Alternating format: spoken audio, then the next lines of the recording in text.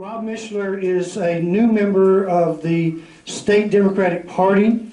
The State Democratic Party has just included their very first group for the environment and for Greening Georgia. He's the secretary of Greening Georgia, and I've invited him to come talk to us about what their group does and how we can get involved with them.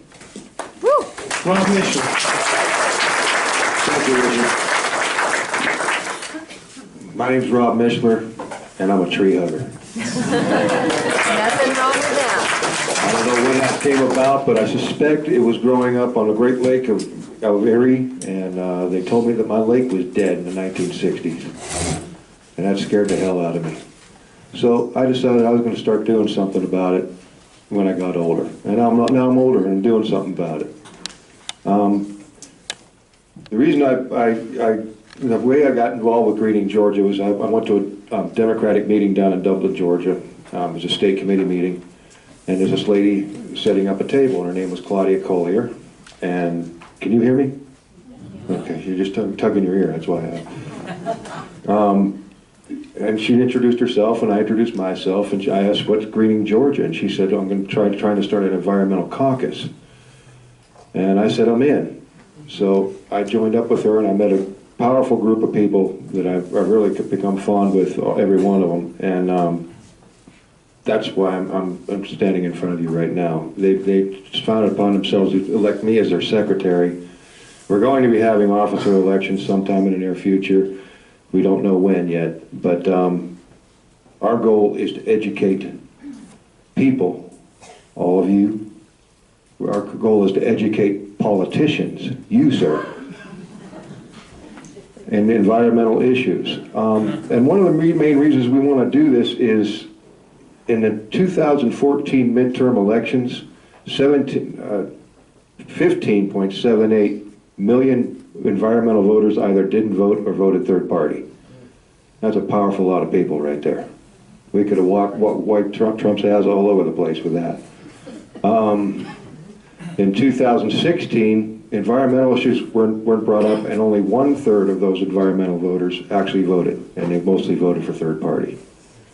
The Democrats could take those people and bring them in, because you know what? There's an entire party out there that says climate change isn't happening. I mean, what an opportunity, you know? My biggest problem is what's going on with the planet. As Jim Smoot spoke, we are having problems like with the coral reefs. Our Great Barrier Reef is almost 20%. I mean, there's only 20% of it left because it's being acidized into non-existence. Fukushima is radiating the entire Pacific Ocean, and that's going to spread. It's going to spread to all the oceans. The BP Horizons that blew up several years ago has really screwed up the Gulf of Mexico, because it's not just the oil, they spray dispersants on it. And what dispersants are is if you take a pan of grease and you put some Dawn dishwashing detergent in it, it just puts everything off to the side. And that's what the dispersants did. They actually lowered it down to about 20 feet below sea level. The oil is now actually on the bottom, but the dispersant's still out there. I won't eat fish out of the Gulf. I won't eat fish out of the Pacific. I'm eating fish out of the Atlantic Ocean, period, and freshwater fish. That's the only type of fish I will eat, because it's not good for you. So that's my personal view on things. We got pipelines bursting at the rate of 36 a year. That's an average. That's a lot. And some of them can be really, really bad. We had the Colonial Pipeline blew up in, where was that, Alabama? And then 2 weeks later, it caught fire and blew up. That's a gas line. They're talking about building these pipelines. We really don't need the pipelines. They say it's for energy independence. No, it's for CEOs to be able to pocket more money. That's all it is. Because we have pipelines stretching all over the place. They're threatening to put a pipeline along the Appalachian Trail now. It's ridiculous with this stuff. And then what Daniel Blackman said about having this Pruitt guy in charge of the things, it's just going to get downhill from that. We got to stop this. We got to fight it. We have earthquakes to the tune of about 200 a year now in the Midwest. They maybe got 2 a year prior to this. Now they're getting 200 a year. So knowing all this and allowing these atrocities to continue just burns me right up. And one question I generally ask when I talk to somebody is, we need the oil, we need the oil. I say, well, you know, that's grand and everything, but why do we allow the oil industry the luxury of having a livelihood at the expense of everything and everyone else? And they never have an answer for that. I wonder why. There's good news, though. You don't see solar panel spills causing a whole lot of problems. You don't see wind spills causing a whole lot of problems, although Republicans will say that windmills will cause birds to die when they migrate north and south because they run into the windmills, which is really stupid. As if they care. So, now, and there's other things. I mean, what we could be doing is getting our local governments to install rooftop solar, rooftop wind turbines. I don't know, not many people have seen these, but they're kind of like, I bet you've seen it. It's kind of like a situation where this sits on the side of the roof.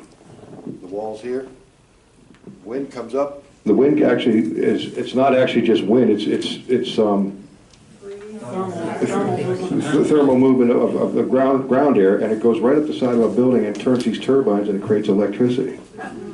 It's not hard to do this stuff.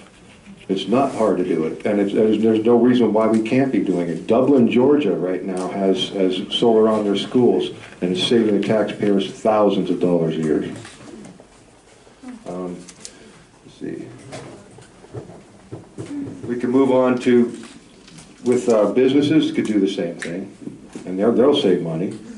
Individuals can do these things, and they'll save money. But you know, they've got laws on the books in Georgia right now that state that you cannot be completely off the grid. You have to be hooked up to the grid to be able to generate electricity out to it, and you can't just sustain yourself on your own electricity, which is ridiculous. But and then they buy back the power at like a 3% charge, and then it's rigged up so that people wouldn't want to do it, is basically what it comes down to. So our goals, again, are to educate voters. Our goals are to educate politicians and educate candidates and endorse green candidates. Josh, you with us? Green candidate right over here. There you go. We want to spread the Greening Georgia message to all portions of Georgia, and for that we need help. There's like 5 of us doing this right now. We need more people out there talking about greening Georgia. We want you all to join our Facebook page. It's Greening Georgia, the Environmental Caucus of Georgia. It's not hard to find.